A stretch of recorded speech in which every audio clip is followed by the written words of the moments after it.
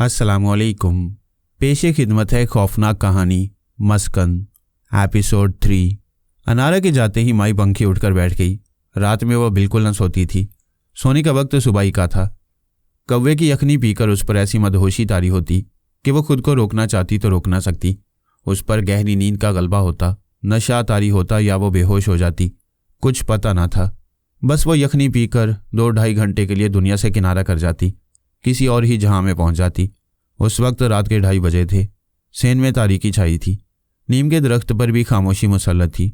माई पंखी ने 40 फेरे अपने सेन के लगाए। वो फेरों के दौरान कुछ पढ़ती जाती थी। एक चक्कर पूरा करके वो आसमान की तरफ मुंह उठाती और जोर से आवाज़ लगाती, आ बग्गा। ये नारा बुलंद करके वो फिर चक्कर काटने में मशगूल हो जाती। जब 40 फेरे मुकम्मल हो गए तो उसने सेन में पड़ी हुई चारपाई को उठाकर खड़ा किया और फिर इसे दीवार से हटाकर बीच सेन में लाई और कुछ पड़ते हुए चारपाई ईंटों के फर्श पर उलट दी। अब चारपाई के पाए ऊपर हो गए थे और ऊपर का हिस्सा ज़मीन से लग गया। माई पंखी ने उल्टी पड़ी चारपाई के गिर्द चक्कर लगाने शुरू कर दिए। वह चक्कर लगाती जाती और कुछ पढ़ती जाती। हर चक्कर के इख्तिताम पर नारे मस्ताना बुलंद करती, आ बग्गा। 7 चक्कर पूरे करने के बाद वो उल्टी चारपाई पर इस तरह बैठ गई कि उसके दोनों पाँव पांती के पायों पर थे। दोनों पाए पकड़ने के बाद उसने ज़ोर ज़ोर से झूमना शुरू कर दिया। वह अब एक खास अंदाज से झूमती जाती और कुछ बोलते हुए दोनों हाथों से एक पाए को पकड़ती और फिर ज़ोरदार आवाज़ में पुकारती, आ बग्गा। 11 बार ये अमल दोहराने के बाद माई पंखी योगा के अंदाज में बैठ गई। उसने आंखें बंद कर लीं। कुछ देर गुजरी थी कि उसे चारपाई लरजती हुई महसूस हुई। फिर उसे एक बारीक सी आवाज़ सुनाई दी, ले आ गया बग्गा। ये सुनते ही माई पंखी की रग रग में खुशी सरायत कर गई। वो खुशी से सरशार होकर बोली, तू आ गया बग्गा, तेरी बड़ी कृपा। माई पंखी के सामने सफ़ेद चमकीला धुआं नमूदार हो रहा था। इस धुएं ने एक इंसानी हौले की शक्ल इख्तियार कर ली और फिर मुंजमद हो गया। अब तो उल्टी खाट का पाठ पड़ेगी तो मैं कैसे रुकूंगा, मुझे आना ही होगा। सफ़ेद चमकीले धुएं के मुंजमद हौले से आवाज़ आई। वह अब चारपाई की पट्टी के नज़दीक था। लग रहा था जैसे वो खड़ा हो। माई पंखी ने चारपाई की पट्टी पर अपना सर रख दिया और अपने दोनों हाथ आगे बढ़ा दिए जैसे वो माथा टेक के उसके चरण छूना चाहती हो। हाँ पंखी बोल, क्यों बुलाया? सफ़ेद चमकीले साए से आवाज़ आई। बस तुझे देखने को जी चाह रहा था, माई पंखी ने हंसकर कहा। औरत पंद छोड़, सीधी साफ बात कर, चल जल्दी बोल। बग्गा नाराज़ हुआ। मैं इस अंजू का क्या करूं? माई पंखी फौरन मकसद पर आ गई। क्यों, क्या हुआ? बग्गा ने पूछा। अब तो वो रोज़ ही पूछने लगी है अपने बारे में। मैं कब तक उसे इधर उधर की बातें करके बहलाऊं? बग्गा, सच तो यह है कि मुझे उस पर तरस आता है। उस बेचारी को कभी सुख मिला ही नहीं। माई पंखी ने उदास लहजे में कहा। देख पंखी, हर मनुष्य का सुख अलग होता है। हम आग में खुश रहते हैं, कोई पानी में खुश रहता है। किसी को हवा चाहिए, कोई दौलत पाकर खुश होता है और कोई सब कुछ खोकर इत्मीनान पाता है। तू उस पर तरस ना खा, वो हमारे लिए बहुत कीमती है। तू अच्छी तरह जानती है कि कितने जतन से तूने उसे हासिल किया है। बग्गा ने माजी याद दिलाया। बग्गा, वो मेरी मंजिल नहीं, मुझे आगे जाना है। माई पंखी ने अपना अज़म जाहिर किया। फिर क्या चाहती है तू? क्या उसे आज़ाद करना चाहती है? मुंजमद चमकीले धुएं से आवाज़ आई। हाँ जी, तो यही चाहता है। माई पंखी ने दिल में छुपी बात जाहिर की। अभी इसका वक्त नहीं आया, तो खुद को संभालो, उस पर मेहरबान ना हो। बग्गा ने तंबीह की। बग्गा, इतनी इजाज़त दे कि मैं उसका जीवन उस पर खोल दूँ। मुझसे इजाज़त ले रही है जबकि तू उसे एक घर दिखा चुकी है। बग्गा ने किसी कदर गुस्से से कहा। देख, मुझसे गलती हुई, मेरे दिल में दया गई थी। दया, रहम, मुआफ़ी, ये और इस तरह के शब्द हमारे यहाँ ममनू हैं। क्या तू नहीं जानती हम आग वाली हैं? ये लफ्ज़ हमें ज़ेब नहीं देते। घोड़े को घास से यारी नहीं करना चाहिए। बग्गा ने अपनी बारीक आवाज़ में उसे समझाने की कोशिश की। बग्गा, तू जानता है कि मैं कैसी हूँ, माई पंखी बोली। इसीलिए बग्गा तुझे समझा रहा है कि ऐसी ना बन के तू किसी मुश्किल में फंस जाए, बग्गा ने कहा। चल, तेरी खुशी अगर इसमें है कि उसका जीवन उस पर खोल दे तो खोल दे, तुझे इजाज़त देता हूँ। लेकिन उसे आज़ाद करने की गलती ना करना। फिर कहता हूँ कि इसका वक्त नहीं आया, जब आएगा तो बता दूंगा। ठीक है, कोई और बात या मैं चलूँ? ठीक है बग्गा, तू जा, तेरी मेहरबानी के तू आया। माई पंखी ने एक मरतबा फिर उसके सामने माथा टेक कर चरण छुए। उसी वक्त सफ़ेद चमकीले साए में हरकत हुई और फिर वह धीरे धीरे मादूम होता गया और जब वह मुकम्मल तौर पर गायब हो गया तो माई पंखी पुरमुसरत अंदाज में उल्टी चारपाई से उठी, इसे सीधा करके दीवार के साथ लगाया और पुरसुकून अंदाज में लेट गई। वो खुश थी कि बग्गा ने उसकी गलती को नज़रअंदाज कर दिया। अब वह पूरे इत्मीनान से अंजू का जीवन उस पर खोल सकती थी। अंजू का ख्याल आते उसने गर्दन मोड़कर कमरे के दरवाजे की तरफ देखा तो वो उसे दिखाई न दी। उसने सोचा वो अंदर सो रही होगी। आबिर गाड़ी का खुला दरवाज़ा बंद करके फैसलाकुन अंदाज में बोला, अंकल, मैं अब आपके साथ नहीं जाऊँगा। बेटा, हमसे गलती हो गई है, हमें माफ़ कर दो। डॉक्टर नौशाद ने नौटंकी का आगाज़ किया। मुझे बेटा न कहे, कोई बाप अपने बेटे के साथ ऐसा सलूक नहीं करता जैसा आपने किया। आबिर बड़े मुस्तहकम अंदाज में बोला। मैं अभी अच्छी तरह जान गया हूँ, आपसे गलती नहीं हुई। आपने जो कुछ किया जानबूझकर और सोच समझ कर किया। बेटा गुस्सा मत करो, डॉक्टर नौशाद ने खुशामदाना लहजे में कहा। हमें माफ़ कर दो, मैं तुम्हारे पाँव पड़ता हूँ। ये कहते हुए वो उसके कदमों की तरफ झुका। छोड़ें यह ड्रामाबाजी, आबिर एकदम पीछे हटते हुए बोला। जाएं अपनी बेटी के लिए कोई नया लिबास तलाश करें। होना तो ये चाहिए कि मैं सज़ा के तौर पर मलका को तलाक ना दूं, लेकिन जानता हूं कि इससे आपकी सेहत पर कोई असर ना पड़ेगा, इज्जत मेरी खराब होगी। मेरे हक में बेहतर यही है कि मैं उसे यहीं खड़े खड़े आज़ाद कर दूं और अपनी राह लूं। नहीं बेटा, ऐसा मत करना। डॉक्टर नौशाद ने हाथ के इशारे से उसे रोकते हुए कहा। मैं जानता हूं कि वो तुमसे शदीद मोहब्बत करती है। ठहरो, मैं तुम्हारी उससे बात कराता हूँ। डॉक्टर नौशाद ने आबिर के जवाब का इंतजार न किया। जेब से मोबाइल निकालकर खटाखट नंबर मिलाया और फ़ोन उठाए जाने का बेचैनी से इंतजार करने लगा। जैसे ही मलका ने फ़ोन उठाया, डॉक्टर नौशाद ने बड़ी तेज़ी से कहा, मलका, आबिर साहब को समझाओ, ये तुम्हें तलाक दे रहे हैं। कहाँ हैं आप लोग? मलका ने पूछा। हम लोग थाने के बाहर खड़े हैं, डॉक्टर नौशाद ने बताया। घर आए, मलका ने बेकरारी से कहा। ये घर आने के लिए तैयार नहीं, तुम्हें तलाक देकर चले जाना चाहते हैं। मलका, इनसे बात करो। डॉक्टर नौशाद की परेशानी दीदनी थी। डॉक्टर नौशाद ने मलका का जवाब सुने बगैर मोबाइल आबिर की तरफ बढ़ा दिया। आबिर ने एक नज़र मोबाइल को देखा। वो अब किसी से बात करने के लिए तैयार ना था। वो क्या बात करता? अब बात करने को क्या रह गया था? जो छुपा था वो सामने आ गया। हर चीज़ साफ और वाज़ेह हो गई। अब फैसले का वक्त था। प्लीज़ आबिर साहब, डॉक्टर नौशाद ने बड़ी आजिज़ी से कहा और मोबाइल दोबारा उसके हाथ में देने की कोशिश की। ना चाहते हुए भी आबिर ने मोबाइल फ़ोन हाथ में ले लिया। चंद लम्हे उसने अपने अंदर दहकते तूफान को काबू में करने में लगाए। जब उसने हेलो कहा तो उसे खुद अपनी आवाज़ अजनबी महसूस हुई। आबिर, घर आ जाएं, हम यहाँ बैठकर बात कर लेंगे। मलका ने उसकी आवाज़ सुनते ही कहा। घर? कौन सा घर?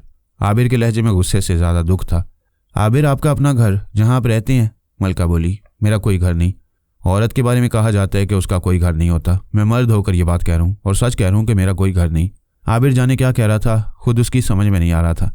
आबिर, मेरे पास आ जाएं, मैं वो मलका हूँ जिसके सर पर आपने मोहब्बत का ताज रखा था। अब वो मलका रही ना ताज रहा, मैं ना रहा, तू ना रही, सब तबाह हो गया। आबिर के दिल से धुआं उठ रहा था। आबिर, मैं वो हूँ जिस पर आप मर मिटे थे। गलती इंसान से ही होती है, मुझसे भी हो गई। आबिर की ज़ुबान पर सच्चाई थी। आबिर, मुझे तलाक ना देना, मेरा साथ ना छोड़ना, मैं तन्हा हो जाऊंगी। मलका की आवाज़ में इल्तिजा थी।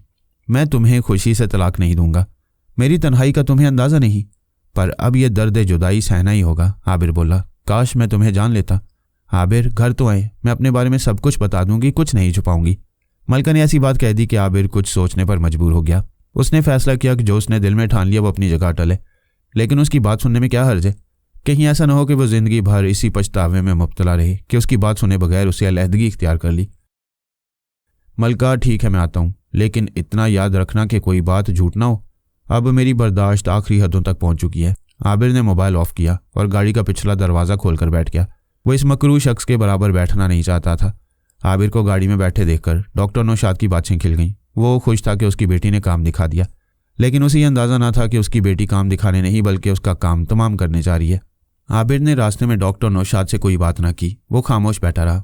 जब आबिर डॉक्टर नौशाद के साथ घर में दाखिल हुआ तो यूं लगा जैसे किसी की मौत हो गई हो। लाउंज में कोई ना था, टीवी बंद था। शाइस्ता के कमरे से डेक की आवाज़ नहीं आ रही थी। मलका अपने कमरे में थी। कमरे का दरवाज़ा खुला था, लेकिन जिसके इंतज़ार में यह दरवाज़ा खुला था वो अंदर ना आया। जब आबिर को टीवी लाउंज में मलका नजर न आई तो उसने ड्राइंग रूम का रुख किया और एक सोफे पर बैठ गया। वो अब इस घर का मकीना था, मेहमान था। डॉक्टर नौशाद ने कोशिश की कि वह मलका के पास चला जाए, लेकिन वह टस से मस न हुआ। मजबूरन डॉक्टर नौशाद को मलका को ड्राइंग रूम में भेजना पड़ा। मलका ड्राइंग रूम में दाखिल हुई तो आबिर ने मुंह फेर लिया। उसने दरवाज़ा बंद किया, मुकफ्फल किया और उसके बराबर बैठने के बजाय सामने वाले सोफे पर नशिस्त इख्तियार की। आपका मुंह फेरना बजा, मैं इसी काबिल हूँ कि मुझसे नफरत की जाए। मैं जानती हूँ कि आपके बराबर बैठने के काबिल नहीं रही, इसलिए आपके बराबर बैठने की जरूरत ना कर सकी। मैं सज़ावार हूँ, गुनाहगार हूँ, नाकाबिल मुआफ़ी हूँ। मलका की आवाज़ में शदीद दुख बोल रहा था। ये जाने बगैर कि आबिर पर उसकी बात का क्या असर हो रहा है, वह अपनी धुन में कहे जा रही थी। आबिर, काश आपने मुझसे शादी ना की होती। काश आपने मेरे लिए अपने वालिदैन अपना घर ना छोड़ा होता। आज मैं जिस एहसास से जुर्म में मुब्तला हूँ वो ये ना होती। मैं मलका, तुमने मुझे जिस मकसद के लिए बुलाया है वो बयान करो। अगर तुम्हारे पास बताने को कुछ नहीं है तो मैं चलता हूँ, मेरे पास वक्त नहीं है। आबिर ने उसकी बात काट कर कहा। सुनो आबिर, फिर मैं अपने और इस घर के लोगों के बारे में जो कुछ जानती हूँ वह सब बताई देती हूँ। आबिर, पहले तो ये जान लो कि डॉक्टर नौशाद मेरा सगा बाप नहीं। आबिर को यह सुनकर धचका सा लगा, लेकिन वो बोला कुछ नहीं। डॉक्टर नौशाद मेरे ही क्या, हम 7 बहनों में से किसी का भी बाप नहीं। हमारे मुआशरे में मर्द तो 4 शादियां कर लेता, लेकिन कभी ये नहीं सुना होगा कि किसी औरत ने 4 शादियां की हों। मेरी माँ चांदनी ने रिकॉर्ड तोड़ा, उसने 4 शादियां की। डॉक्टर नौशाद मेरी माँ का चौथा शौहर है। मलका ने आज हर वो बात आश्कार करने की ठान ली थी जो उसके दिल में महफूज थी। मेरी माँ का ताल्लुक गरीब घराने से था। बाप सब्जी फरोश था, ठेले पर गली मोहल्लों में सब्जी बेचा करता। हम बहनों की तरह माँ की भी 7 बहनें थीं। उन बहनों में सबसे खूबसूरत माँ थी। घर में अक्सर फाके होते, लेकिन मेरी माँ को बनने संवरने का बेइंतहा शौक था। पेट भरकर खाने को हो ना हो, अच्छे कपड़े चाहिए। फिल्मों और टीवी ड्रामों से बेपनाह लगाव था। मोहल्ले के खाते पीते घरानों की लड़कियों से दोस्ती गांठ रखी थी। उनके घरों में घुसी रहती VCR पर फिल्में देखी जाती। फिल्में और टीवी ड्रामे देखकर ख्वाब बुने जाते। मेरी माँ सोती तो महलों के ख्वाब देखती। फैशन की मारी माँ ने मैट्रिक तक पहुँचते पहुँचते मोहल्ले के कई लड़कों से पर्चेबाजी कर डाली थी। हर लड़का उन पर जान छिड़कता था और समझता था कि ये मेरी है, लेकिन वो किसी की ना थी। कॉलेज में कदम रखते ही माँ ने छक्का लगाया और एक गाड़ी वाले को अपने दामे उल्फत में फंसा लिया। वो लड़का अपनी बहन को लेने आया था। मेरी माँ ने उस लड़की से, जिससे थोड़ी बहुत दोस्ती थी, आज खुद लिफ्ट मांग ली। बस फिर ये थोड़ी सी लिफ्ट उस लड़के के लिए वबाले जान बन गई। माँ इस तरह उसके गले का हार बनी कि उसे शादी करते ही बनी। ये मेरी माँ का पहला शौहर था। इससे शौहर से शाइस्ता, फाखरा और माजदा ने जन्म लिया। फिर एक कोचिंग सेंटर के प्रोफेसर से राहो रस्म बढ़ी, इतनी कि पहले शौहर से खुला लेकर मेरी माँ ने प्रोफेसर से शादी कर ली। मैं प्रोफेसर साहब की बेटी हूँ। प्रोफेसर साहब को मेरी फैशन ज़्यादा माँ की आज़ाद ज़िंदगी पसंद न आई। उन्होंने तलाक देकर माँ से जान छुड़ाई। फिर तीसरे शौहर माँ की ज़िंदगी में आए और 3 बेटियाँ देखकर ज़्यादा अरसा जिंदा न रह सके। तीसरे शौहर की मौजूदगी में ही डॉक्टर नौशाद से माँ की शनासाई हो चुकी थी। चलता पुर्जा डॉक्टर नौशाद ने माँ को जाने क्या ख्वाब दिखाए कि माँ ने तीसरे शौहर से तलाक का मुतालबा कर दिया। वो किसी सियासी पार्टी का असर रसूख वाला बंदा था। उसने तलाक देने से साफ इनकार कर दिया। उसे हम 4 बेटियां नोटों की सूरत में नजर आती थीं। वो हम में से हाथ धोने को तैयार ना था। सुना है माँ और डॉक्टर नौशाद ने मिलकर उसे कत्ल कर दिया। इस तरह तीसरे शौहर से निजात पाने के बाद माँ ने डॉक्टर नौशाद से निकाह कर लिया। डॉक्टर नौशाद ने माँ को हर वो चीज़ दे दी जिसकी वो ख्वाहिशमंद थी। मेरी माँ को कपड़ों और जेवर से इश्क है। मेरी माँ रूखी सूखी खाकर गुजारा कर सकती है, लेकिन अच्छे कपड़ों और नित नए जेवरात के बगैर वो अधूरी है। माँ के चौथे शौहर से खूब गाड़ी छिनने लगी। दोनों ने मिलकर हमें बैरियर चेक बना लिया। अगर हमें से कोई बहन कैश होने से इनकार करती तो उसका खाना पीना बंद करके कैद कर दिया जाता। भूख प्यास और कैदो तन्हाई हमारे होश ठिकाने लगा देती। यूँ भी हमने अपने बचपन से अपनी माँ को आज़ाद रूप में देखा था। घर का माहौल एकदम खुला था। हमारे चारों तरफ गंगा बह रही थी। हमें तो हाथ धोने ही थे। डॉक्टर नौशाद इंतहाई असर और रसूख वाला शख्स है। इसे मुश्किल से मुश्किल काम बता दें, वो इसको आसान बना देते हैं। किसी की कहीं कोई गोट फंसी हो, कोई फाइल रुकी हो, तरक्की ना हो रही हो, मुलाजमत दिलवानी हो, तो डॉक्टर नौशाद से लोग रुजू करती हैं। डॉक्टर नौशाद हमें फाइल का पहिया बना देता है। बस फिर पहिया लगते ही हर चीज़ गर्दिश में आ जाती है। मलका ने गहरा सांस लेकर कहा, मेरा ख्याल है कि अब इस घर की हर चीज़ साफ हो गई होगी। एक बात मेरी समझ में नहीं आई कि जब तुम लोगों के जरिए घर की गाड़ी ठीक ठाक चल रही थी तो फिर तुम्हें शादी करने की क्या ज़रूरत थी? आबिर ने पूछा। पहली बात तो यह है कि इस घर के लिए एक सीधा साधा चौकीदार चाहिए था, वो आपकी सूरत में मिल गया। दूसरा, मैं इस घर की हॉट केक हूँ। इस केक को अच्छी पैकिंग की ज़रूरत थी ताकि बवक्ते ज़रूरत महफूज किया जा सके। दुकान के अंदर बेशक जो भी कारोबार होता हो, लेकिन धोखा देने के लिए एक अच्छे साइन बोर्ड की ज़रूरत होती है। वो आपकी सूरत में इस दुकान नुमा घर को मुयस्सर आ गया। मलका ने तलखी से कहा और सर झुकाकर बैठ गई। आज जो बातें तुमने बताई हैं, अगर कल मुझ पर आश्कार कर देती तो कितना अच्छा होता, आबिर ने कहा।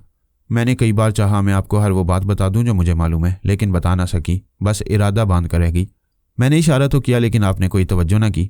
आप अपनी मोहब्बत से मजबूर थे और मैं अपने घर वालों की तंबीह से राज खोलने की सूरत में मुझे जहर दिया जा सकता था। मलका ने उसकी तरफ देखते हुए कहा, क्या अब जहर से बच जाओगी? आबिर ने पूछा। अब मुझे जहर देकर मारा जाए या किसी छुरी से मेरा गला काटा जाए, मुझे कोई खौफ नहीं। मेरे दिल पर एक बोझ था, वो मैंने उतार दिया। मलका ने बड़े पुरसुकून अंदाज में कहा। यूँ एक बात कहूँ, पता नहीं आपको मेरी बात का यकीन आएगा कि नहीं। मैं इस गंदगी का हिस्सा ज़रूर थी, लेकिन इस गंदगी को कभी दिल से कबूल नहीं किया। आपके निकाह में आकर यह एहसास और बढ़ा। आबिर, मैं इस गंद से निकलना चाहती हूँ। मैं इस घर को छोड़ना चाहती हूँ। आप मुझे अपने साथ ले चलें। मुझे आपसे मोहब्बत हो गई है। हम अपनी एक नई दुनिया बसाएंगे। नहीं, अब बहुत देर हो चुकी। आबिर के होंठों पर एक तल्ख मुस्कुराहट आई। मेरी आंखें खुल चुकी हैं, मैं उन्हें बंद नहीं कर सकता। आबिर, ऐसा ना कहो, अपनी मलका का कुछ ख्याल करो। मलका ने इल्तिजा की। तुम्हारा ख्याल करते हुए ही मैंने फैसला किया है। आबिर मुस्तहकम अंदाज में बोला। फैसला? कैसा फैसला? मलका ने चौंक कर कहा। मैंने इस दुकान को, इसे घर कहना तो घर की तौहीन है, छोड़ देने का फैसला किया है। साथ ही मैंने तुम्हें भी छोड़ने का फैसला किया है। बुलाओ उस शैतान डॉक्टर नौशाद को।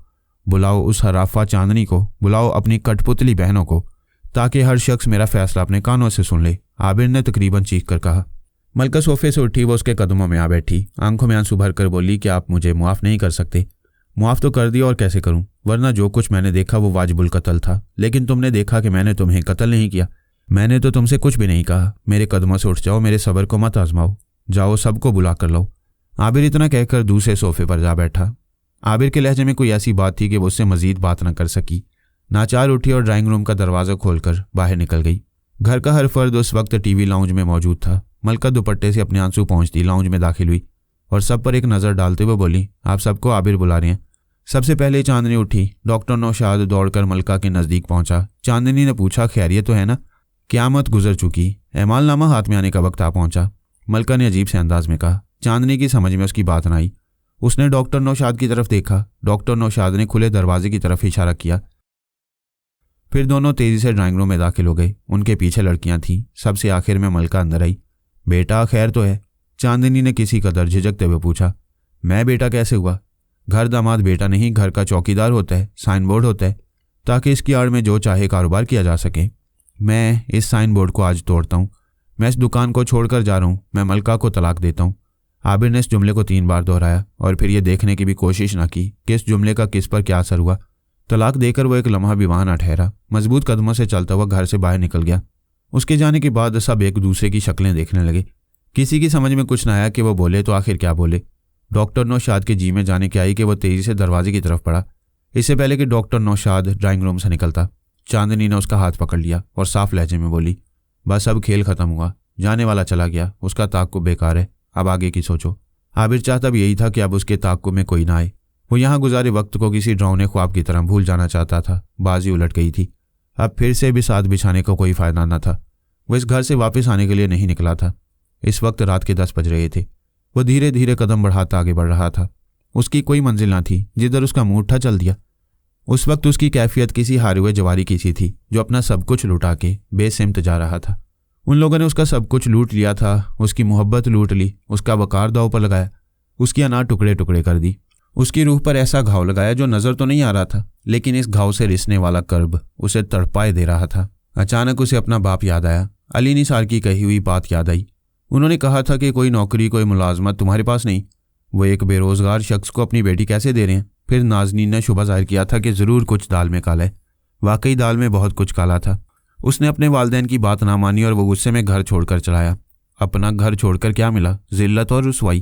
काश उसने अपना घर ना छोड़ा होता, खूबसूरत लड़की के चक्कर में आकर अपनी ज़िंदगी बर्बाद ना की होती। वो अपनी धुन में चला जा रहा था कि अचानक कोई उससे टकराया। आज फिर अमावस की रात थी। माई पंखी के घर में जादू टूने करने वालों का इज्तिमा था। जल मसान तकसीम हो चुका था। मकरूह चेहरे वाले मर्द औरतें अपने अपने मसाइल बयान करके माई पंखी से माहिराना राय ले रहे थे। जब हर शख्स अपने सवाल का जवाब पा चुका तो माई पंखी ने अजरा डेविड उर्फ सुरीली की तरफ देखा। हाँ, सुरीली कुछ सुनाएगी? माई पंखी ने पूछा। अजरा ने सादतमंदी से कहा, आप जो हुक्म करें रानी जी। माई पंखी बोली, बस वहीं से शुरू कर। मुझसे पहली सी मोहब्बत मेरे महबूब ना मांग। अजरा ने पूछा, यहीं से ना रानी जी? माई पंखी ने कहा, हाँ। 2:30 बजे का अमल। सहन में टिमटिमाता एक मरियल सा बल्ब, पुरिसरार अंधेरा, नीम के दरख्त से झड़ती जर्द पत्तियां, मर्द औरतों से भरा हुआ सहन। अजीब फिजा थी इस घर की। अजरा अपनी जगह से उठी। उसने माई पंखी के घुटनों को हाथ लगाया और फिर वो पाइंती की जानिब चारपाई पर बैठ गई। अजरा ने आलाप लेकर जब मुझसे पहली सी मोहब्बत शुरू की तो लगा जैसे फिजा ठहर गई हो। दरवाजे पर खड़े सिपाही ने गाने की आवाज़ सुनी तो वह दौड़ता हुआ दिलदार बख्श के पास पहुंचा और बड़ी राजदारी से बोला, सर जी, जुआ ख़त्म, मुजरा शुरू। ये सुनते ही दिलदार बख्श को करंट सा लगा। वो गाड़ी से छलांग मारकर बाहर आया और माई पंखी के दरवाजे की तरफ बढ़ा। दिलदार बख्श माई पंखी को अपने जहन से निकाल नहीं सका था। रबनवाज के कातिल बनने और थानों में कौवों की भरमार की वजह से वो उससे कुछ खौफजदा ज़रूर था, लेकिन इतने लोगों के घर से गायब हो जाने का तजस्सुस जैसे उसकी रूह में उतर गया था। वो हर कीमत पर इस रात से पर्दा उठाए जाने का ख्वाहिशमंद था। नतीजे में उसने सादा लिबास में पुलिस वालों को उसके घर की निगरानी पर मामूर कर दिया। ये निगरानी 24 घंटे जारी थी। माई पंखी को इसके बारे में कुछ मालूम नहीं था। दिलदार बख्श को जैसे ही मालूम हुआ कि आधी रात के बाद से उसके घर पर लोगों की गैर मामूली आमद का सिलसिला जारी है, तो वो पुलिस पार्टी के साथ गली में आ धमका। माई पंखी के दाएं बाएं मकानों का सिलसिला था। वहां से लोगों का फरार मुमकिन ना था। घर के सामने वो खुद मौजूद था। अलबत्ता कब्रिस्तान वाली दीवार से फरार होना मुमकिन था। इस मर्तबा उसने कब्रिस्तान में भी अपने लोग तैनात कर दिए थे। अब किसी तरफ से घर में मौजूद लोगों के फरार का कोई रास्ता न बचा। दिलदार बख्श दरवाजे पर पहुंचा तो उसे अंदर से गाने की आवाज़ आई। दिलदार बख्श ने सोचा कि कोई और हाथ आए ना आए, ये पहली सी मोहब्बत ज़रूर फड़ी जाएगी। उसे मालूम था कि दरवाज़ा महज एक भारी पत्थर रखकर बंद किया जाता है। उसने एक कबाड़ को अंदर से धक्का दिया कि पीछे से पत्थर हट गया। अपनी जगह से कोई ना हिले वरना गोली मार दूंगा। चंद कदम अंदर आने के बाद उसने तंबीह की। उसे सामने फर्श पर बैठे लोग नजर आए थे, लेकिन माई पंखी दिखाई ना दी। दरअसल उसकी चारपाई बावर्ची खाने की आड़ में थी और चारपाई कब्रिस्तान वाली दीवार से लगी थी। माई पंखी के साथ अजरा बैठी गा रही थी। इस धमकी को सुनकर फर्श में बैठे लोगों के होश उड़ गए। माई पंखी जो पहली मोहब्बत में गुम थी, एकदम चौंकी और दिलदार बख्श की धमकी सुनते उसके सारे हवास बेदार हो गए। उसने कदमों में बैठी रिंकल के पैर पर पैर मारा और धीरे से बोली, इसकी आंखों में धूल झोंक। रिंकल ने किसी कमांडो की तरह छलांग लगाई और फिर रक्स के अंदाज में घुंघरू छनकाती हुई दिलदार बख्श के सामने आ गई। पुरकशिश जिस्म को उसने इस अंदाज से हरकत दी कि दिलदार बख्श गोली चलाना भूल गया। वो रिवॉल्वर को हाथ के इशारे से हरकत तो दे रहा था, लेकिन यह समझने से कासिर था कि यह औरत आखिर करना क्या चाहती है। वो क्लासिकी अंदाज का रक्स कर रही थी, जिसमें उसकी आंखें, गर्दन और हाथ की उंगलियां बहुत तेजी से हिल रही थीं। दिलदार बख्श अपने साथियों समेत दम बखुद खड़ा था। बस इतनी मोहलत माई पंखी के लिए काफ़ी थी। माई पंखी चारपाई से उठकर यकदम दिलदार बख्श के सामने आ गई। उसने रिंकल के कंधे पर हाथ रखकर कहा, बस। रिंकल ने माई पंखी का हुक्म सुनते ही 2 बार पांव जमीन पर मारा और फिर जैसे पत्थर की हो गई। माई पंखी 2 कदम आगे बढ़ी और मुस्कुराकर बोली, आखिर तुझे चैन ना आया, फिर आ गया। दिलदार बख्श बगैर पलक झपके उसे देखता रहा, कुछ ना बोला। ला काका, अपनी ये बंदूक मुझे दे दे, माई पंखी ने अजीब से अंदाज में कहा। जाने उसकी आवाज़ में ऐसा क्या था कि दिलदार बख्श ने किसी हारे हुए सिपाही की तरह रिवॉल्वर उसके सुपुर्द कर दिया। माई पंखी ने रिवॉल्वर लेकर उन सिपाहियों को देखा जो दिलदार बख्श की पुश्त पर मिट्टी के माधुओं की तरह खड़े थे। माई पंखी ने पास खड़ी रिंकल को एक मंत्र बताया, फिर बोली, पढ़ो और निकलो। अब वहां मौजूद बंदे बंदियां दिल ही दिल में वह मंत्र पढ़ते, पुलिस की आंखों में धूल झोंकते दरवाजे से निकल गए। सबसे आखिर में रिंकल घुंघरू छनकाती दिलदार बख्श के सामने आई। चंद लम्हे भाव बताई और फिर मटकती हुई उसके सामने से गुजर गई। सहन खाली हो चुका था। घर में मौजूद सब लोग बखैर आफियत जा चुके थे। माई पंखी आगे बढ़ी। उसने रिवॉल्वर दम बखुद दिलदार बख्श के हाथ में थमाया और शरारती अंदाज में बोली, हाँ काका, कैसे आया? दिलदार बख्श को यह सुनते ही झटका सा लगा और फिर वो फौरन एक्शन में आ गया। यूं लगा जैसे रुकी हुई फिल्म दोबारा चल पड़ी हो। दिलदार बख्श को याद आया कि उसने घर में घुसते ही वार्निंग दी थी। उसे सेन में बैठे हुए लोग नजर आए थे, लेकिन चश्मे जदन में जाने क्या हुआ था, क्या वहां कोई भी ना था? बस माई पंखी उसके सामने खड़ी थी। ओ माई, फिर तूने हाथ दिखा दिया, कहाँ गए सारे लोग? दिलदार बख्श हैरत ज़दा था। काका, तू किन लोगों की बात कर रहे? यहाँ मैं अकेली रहती हूँ, या मेरे साथ मेरी पालतू बिल्ली होती है अंजू, तू कहे तो उसे बुलाऊं? माई पंखी ने कहा। ओ माई, देख, तो मुझे धोखा नहीं दे सकती। मैंने खुद यहाँ लोगों को बैठे हुए देखा है। इधर कोई औरत गा रही थी। मुझसे पहली सी मोहब्बत मेरे महबूब ना मांग, वो औरत किधर है? दिलदार बख्श ने आगे बढ़कर चारों तरफ नजर दौड़ाई। कभी तो कहता है लोग बैठे थे, कभी तो कहता है कि औरत गा रही थी। काका, कहीं टेप बज रहा होगा। माई पंखी ने उसे उलझाना चाहा। मेरा घर तेरे सामने है, तू तलाशी ले ले। दिलदार बख्श ने उसकी आवाज़ का कोई जवाब न दिया। उसने पीछे मुड़कर अपने साथियों से कहा, इस घर का कोना कोना छान मारो। जी सर। सिपाही बड़ी मुस्तादी से पूरे घर में फैल गई और घर का कोना कोना छान मारा, लेकिन नतीजा कुछ ना निकला। घर में बिल्ली के सिवा कोई और ना था। दिलदार बख्श को ख्याल आया कि घर में मौजूद लोग कहीं कब्रिस्तान की तरफ से तो नहीं निकल गए। उसने एक पुलिस वाले को बावर्ची खाने की छत पर चढ़ाया। छत पर चढ़कर उसने दीवार से कब्रिस्तान की तरफ झांका और उधर मौजूद पुलिस वाले से पूछा, कासिम, इधर से कोई बंदा तो नहीं निकला? नहीं, इधर तो कोई नहीं आया, कासिम ने जवाब दिया। दीवार के उस तरफ खड़े दिलदार बख्श ने अपने आदमी का जवाब सुन लिया था। दीवार से भी कोई बंदा उधर नहीं कूदा। यहाँ औरतें भी थीं, उनका दीवार पर चढ़ना और फिर कूदना कोई आसान काम ना था। दरवाजे पर वो माँ सिपाहियों के मौजूद था, उसके सामने से कोई नहीं गुजरा। तो फिर उन लोगों को ज़मीन निगल गई या आसमान खा गया? आखिर हुआ क्या? वो यहाँ इस रात से पर्दा उठाने आया था कि पिछले छापे में घर में मौजूद लोग कहाँ गायब हो गए थे। आज के छापे ने गुत्थी सुलझाने के बजाय मजीद उलझा दी थी। उसके लोगों ने 1 माह तक इस घर की कड़ी निगरानी की थी। आज जब घर में तरह तरह के मर्द और औरतें इकट्ठा होने लगे तो वह खुद जाए वारदात पर आ पहुंचा था। उसने ऑपरेशन खुद अपने हाथों किया था, लेकिन हाथ कुछ ना आया। काका, क्या सोच रहे? माई पंखी ने पूछा। माई, मैं सोच रहा हूँ कि पुलिस की नौकरी छोड़कर तेरी चाकरी कर लूँ, दिलदार बख्श ने जलकर जवाब दिया। तेरी सोच बिल्कुल ठीक है, माई पंखी ने हंसकर कहा। मेरा चाकर नहीं, शागिर्द बन जा, बहुत फायदे में रहेगा। माई, मैंने तुझे उस्ताद माना, बस मुझे इतना बता दे कि ये लोग कौन होते हैं और कैसे गायब हो जाते हैं। दिलदार बख्श के लहजे में बेचारगी थी। माई पंखी को उस पर अचानक तरस आ गया। वो चारपाई की तरफ इशारा करके बोली, आ जा, बैठ काका, मैं तुझे बताती हूँ, पर तू अपने बंदों को यहाँ से निकाल।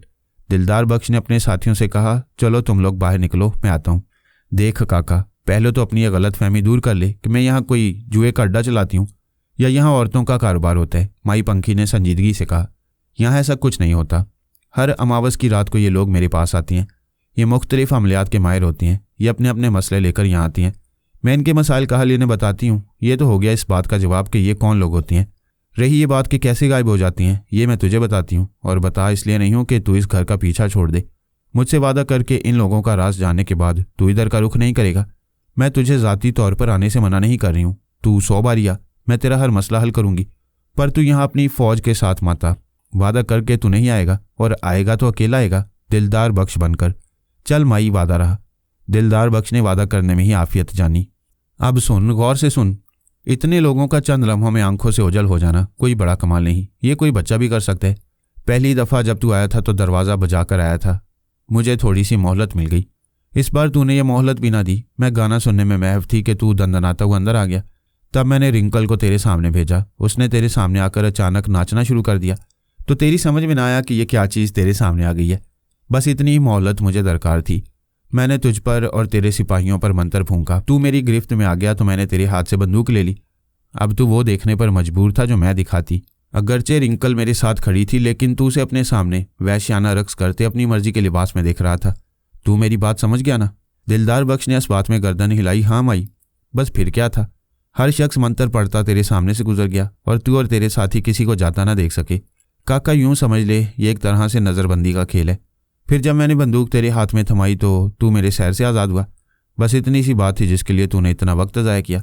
माई पंखी ने अपनी बात ख़त्म करके दिलदार बख्श को देखा। इसका मतलब है कि तू जादूगरनी है? दिलदार बख्श के दिल ने एक नई करवट ली। जादूगरनी मेरे लिए छोटा लफ्ज़ है, मैं बहुत आगे की चीज़ हूँ, माई पंखी बोली। माई, मेरी नज़र में तू किसी बड़े शैतान से कम नहीं। दिलदार बख्श चारपाई से उठता हुआ बोला, तूने मेरे महकमे के बंदे को कातिल बना दिया। अगर तू उसे उसकी बीवी के बारे में ना बताती तो वह भला अपनी बीवी और उसके आशना को कत्ल क्यों करता। लेकिन तू शर फैलाए बगैर ना रह सकी। अभी तू अपने चेले चांटों के साथ यही काम कर रही है। फिर मैं क्यों ना इस शर को जड़ से काट दूं। ना होगा बांस, ना बजेगी बांसुरी। चल, मरने के लिए हो जा तैयार। ये कहकर दिलदार बख्श ने चारपाई पर बैठी माई पंखी पर रिवॉल्वर तान लिया।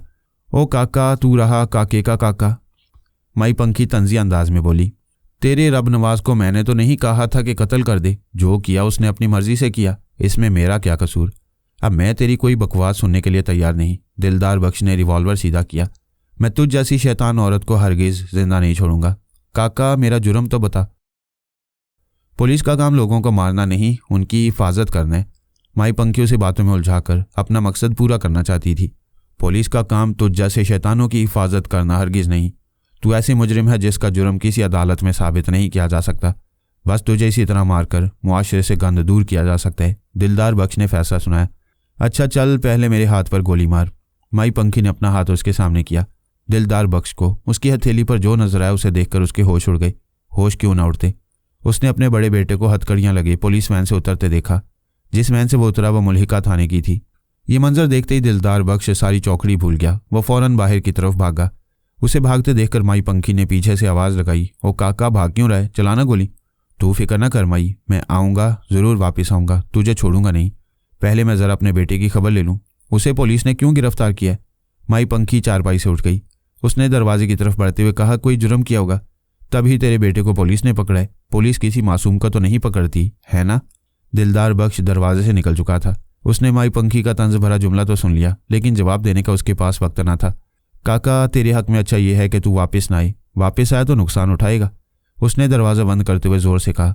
उसका ख्याल था कि उसकी बात दिलदार तक ज़रूर पहुंच गई होगी। दिलदार बख्श का बेटा, जिसकी गिरफ्तारी का मंजर उसने माई पंखी की हथेली पर देखा था, कॉलेज स्टूडेंट था। दिलदार के 4 बेटे थे। बेटा, जिसका नाम शमशाद था, बड़ा था। उससे 3 छोटी बेटियां थीं, वो भी पढ़ रही थीं। दिलदार को बेटियों के मुकाबले में शमशाद से ज़्यादा लगाव था। वह चाहता था कि शमशाद पढ़ लिख कर कुछ बन जाए। उसने पढ़ाई के मामले में उसे हर सहूलत दे रखी थी। दिलदार की अपने बेटे के बारे में बहुत अच्छी राय थी। उसका ख्याल था कि पढ़ाई के अलावा उसका ध्यान किसी और तरफ नहीं, लेकिन हकीकत कुछ और थी। पढ़ाई के अलावा उसका ध्यान हर तरफ था। वो हर साल अच्छे नंबरों से पास हो जाता तो बाप समझता कि पढ़ाई के अलावा ये किसी और चीज़ से आशना नहीं है। शमशाद एक चालाक और शातिर लड़का था। वो पुलिस वाले का बेटा था। लिहाजा क्लास पास करने में सारे हथकंडे इस्तेमाल करता। शमशाद को हथकड़ी में देखकर दिलदार को शदीद झटका लगा। आखिर ऐसा क्या हुआ कि उसके पढ़ाकू बेटे को पुलिस ने गिरफ्तार कर लिया?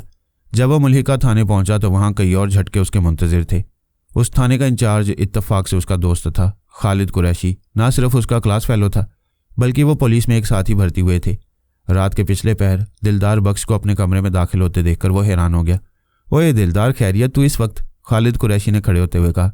ओए यारा, तूने मेरा बेटा पकड़ लिया, फिर मैं इस वक्त क्यों ना आता? दिलदार बख्श के लहजे में शिकवा था। तेरा बेटा? कैसी बात करता है दिलदार, मैं भला तेरा बेटा पकड़ूंगा? खालिद कुरैशी ने कुर्सी की तरफ इशारा करते हुए कहा। तू बैठ, मैं भट्टी को बुलाता हूँ। खालिद कुरैशी की लाइलमी ने दिलदार बख्श को परेशान कर दिया। वो सोचने लगा कि कहीं माई पंखी ने कोई फरेब तो नहीं दे दिया।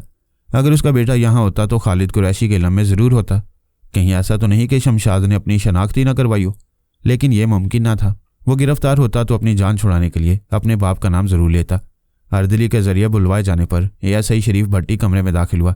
उसने सलाम किया और खालिद कुरैशी से मुखातिब होकर बोला, जी सर। भट्टी, तुम इन्हें जानते हो? खालिद कुरैशी ने दिलदार की तरफ इशारा किया। अच्छी तरह सर। भट्टी बोला। SHO दिलदार बख्श साहब, आपके दोस्त? यार, तुमने मुझे इनके सामने परेशान करवा दिया, खालिद कुरैशी ने कहा। क्यों सर, ऐसा क्या हुआ? शरीफ भट्टी की कुछ समझ में ना आया। भट्टी, तुमने दिलदार का बेटा पकड़ लिया और मुझे बताया तक नहीं, खालिद कुरैशी ने इंकशाफ किया। सर, ऐसा भला कैसे हो सकता है? भट्टी ने बड़ी यकीन से कहा। ज़रूर कोई गलतफहमी हुई है। क्या तुमने आज कोई गिरफ्तारी की है? खालिद ने पूछा। 1 घंटा पहले मैं एक लड़के को पकड़ कर लाया हूँ, लेकिन उसने तो सर का नाम नहीं लिया। भट्टी बोला। नाम क्या है उसका? इस बार दिलदार बख्श ने गुफ्तगू में मदाखलत की। उसका नाम शमशाद है जी, भट्टी बोला। यही नाम है मेरे बेटे का। दिलदार बख्श ने बेताब होकर कहा। तुमने उसे किस जुर्म में गिरफ्तार किया है? खालिद कुरैशी उसे तेज नजरों से घूरते हुए बोला। सर जी, उसने एक लड़की के चेहरे पर तेजाब फेंका है, भट्टी ने फर्द जुर्म बताई। तेजाब फेंका है मेरे बेटे ने?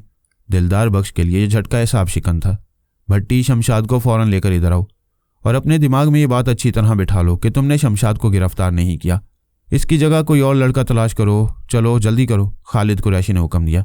जी सर, बहुत अच्छा, भट्टी ने मरे हुए लहजे में कहा और हुक्म की तामील करने के लिए कमरे से निकल गया। भट्टी के जाने के बाद खालिद कुरैशी ने उससे माजरत की। यार, माफ़ करना, गलती हो गई।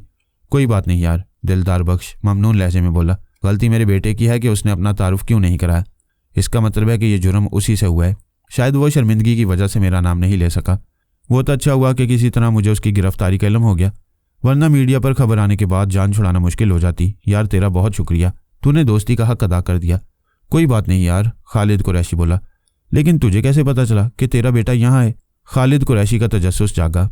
जवाब में दिलदार बख्श ने माई पंखी के बारे में हर वो बात बता दी जो उसके इल्म में थी। इसका मतलब है कि वो खासी काम की औरत है। खालिद कुरैशी ने सारी दास्तान सुनकर अपनी राय से नवाजा। तू ख्वामखा उसकी जान का दुश्मन हुआ है। दिलदार बख्श ने सोचा, खालिद कुरैशी ठीक कहता है। माई पंखी वाकई काम की औरत है। अगर वह हथेली पर शमशाद की गिरफ्तारी का मंजर ना दिखाती तो वो किस तरह उसे थाने से मक्खन के बाल की तरह निकाल कर ले जा सकता था। ये ठीक है कि माई पंखी ने कार्रवाई अपनी जान बचाने के लिए की थी, लेकिन उसने दिलदार को फ़ायदा पहुंचा दिया। एक तो उसे ख्वामखा कातिल होने से बचा दिया, दूसरा उसकी इतला पर उसका बेटा बच गया। अब खालिद कुरैशी ने एक नया रास्ता सुझाया था। इस औरत से वाकई काम लिया जा सकता था। अगले दिन शाम को दिलदार खालिद कुरैशी के साथ माई पंखी के घर पहुंच गया। उसके हाथ में मिठाई का डब्बा और डिब्बे के अंदर 5000 रुपये थे। आबिर से टकराने वाला वही फकीर था जो अस्पताल से बाहर आते हुए मिला था, जिसने अली निसार से सदका मांगा था और आबिर का चेहरा देखकर कहा था, तुझे दुनिया ढूंढ रही है। आबिर ने उसे फौरन पहचान लिया। चेहरा ऐसा था जिसे एक बार देखकर भूला नहीं जा सकता था। छोटी दाढ़ी, कंधे पर पड़े काले और घने बाल, रोशन आंखें जिनमें मोहब्बत के सिवा कुछ ना था। फकीर ने मोहब्बत भरी आंखों से आबिर का ऊपर से नीचे तक जायजा लिया, फिर ऊपर आसमान की तरफ गर्दन उठाई। आसमान को यूं देखा जैसे कुछ तलाश कर रहा हो। चंद लम्हों के बाद उस फकीर ने आबिर की आंखों में देखा। आबिर उसी की तरफ देख रहा था, लेकिन वो उसकी रोशन आंखों की ताब ना ला सका। उसने नजरें झुका लीं। तुझे दुनिया ढूंढ रही है, उस फकीर ने कहा। बाबा, ये दुनिया मुझे कब तक ढूंढती रहेगी, मुझ तक पहुंचती क्यों नहीं? आबिर के मुंह से बेख्तियार निकला। उसकी बात सुनकर फकीर ने एक जोरदार कहका लगाया, फिर वो पीठ मोड़े बहुत देर तक हंसता रहा। आबिर को लगा कि बाबा शायद पागल हो गया। उसने उसे उसके हाल पर छोड़कर आगे कदम बढ़ाया। फकीर ने उसके कंधे पर हाथ रखा और अपनी हंसी रोककर इंतहाई संजीदा लहजे में बोला, कहाँ जाता है बेवकूफ़, अपने घर जा, तेरी माँ शदीद बीमार है। आबिर ये सुनकर परेशान हो गया। उसका घर जाने का कोई इरादा ना था। वो अपने बाप के मजाज से अच्छी तरह वाकिफ था।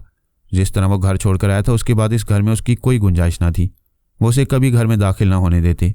लेकिन उस वक्त फ़कीर की बात सुनकर वह तड़प गया।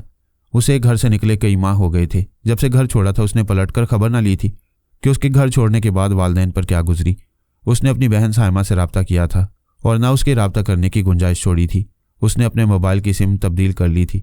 उसे यकीन था कि कोई और रब्ता करे ना करे बहन उसके लिए ज़रूर तड़पेगी। फ़कीर जा चुका था और वह सड़क के किनारे खड़ा किसी सवारी का इंतज़ार कर रहा था। इतने में एक रिक्शा नजर आया। उसने उसे हाथ देकर रोका और अपने घर का पता बताकर रिक्शा में बैठ गया। घर के दरवाजे पर जब रिक्शा रुका तो आबिर के दिल की धड़कन एकदम तेज हो गई। उसने धड़कते दिल के साथ गेट पर लगे घंटी के बटन पर हाथ रखा। बटन दबते ही घर के अंदर से बेल की आवाज़ आई। वो दरवाजे से थोड़ा सा पीछे होकर खड़ा हो गया। वो घर तो आ ही गया था मगर अब उसके असाब जवाब दे रहे थे। अली निसार उस वक्त कोई टॉक शो देख रहे थे। साइमा भी इत्तफाक से घर में मौजूद थी। वो रात रुकने के लिए आ गई थी। इस वक्त वो नाजनीन के साथ बेडरूम में थी। घंटी की आवाज़ सुनकर वो कमरे से बाहर निकली और लाउंज में बैठे अली निसार से मुखातिब होकर बोली, इस वक्त कौन आ गया? अली निसार ने लाउंज में लगी घड़ी की तरफ नजर डाली। 11 बज रहे थे। वो बोले, पता नहीं, ठहरो मैं देखता हूँ। गेट की तरफ बढ़ती हुई साइमा रुक गई। जी अच्छा।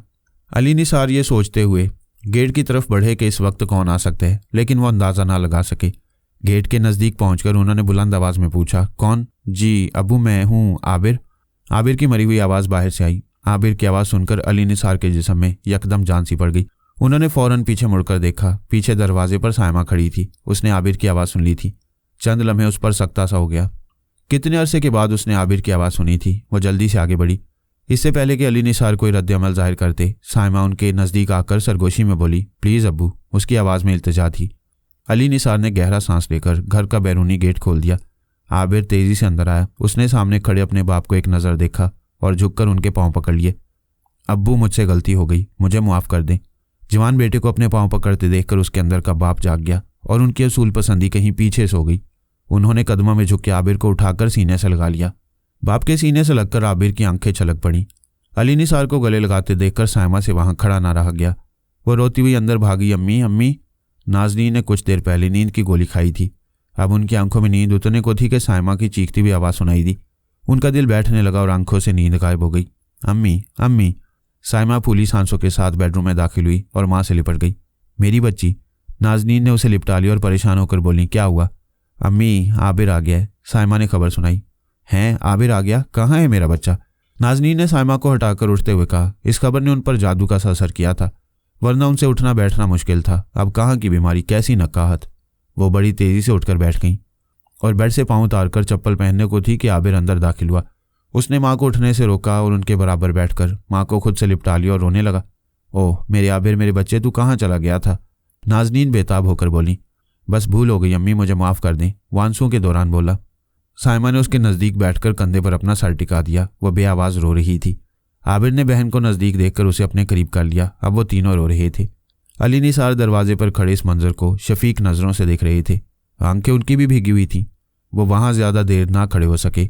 टीवी लाउंज में आकर बैठ गए। चलता टॉक शो बंद किया और टीवी की स्याह स्क्रीन पर नज़रें जमा दी। जब आंसुओं का सीले रवां थमा तो नाज़नीन ने आबिर के चेहरे को दोनों हाथ में थाम लिया और मोहब्बत भरी नज़रों से देखने लगी। उनका लख्त जिगर कई माह बाद दिखाई दिया था। उसकी दीद उनके लिए राहत जहां थी। अम्मी, अब आपकी कैसी तबीयत है? आबिर ने पूछा। मैं ठीक हूँ, मुझे क्या हुआ? नाज़नीन ने आबिर की पेशानी चूमते हुए कहा। अम्मी, आप बहुत कमज़ोर दिखाई दे रही हैं। आबिर फिक्रमंद होकर बोला। आबिर, तुम्हारे जाने के बाद अम्मी शदीद बीमार हो गई थी। उठना बैठना भी मुश्किल था।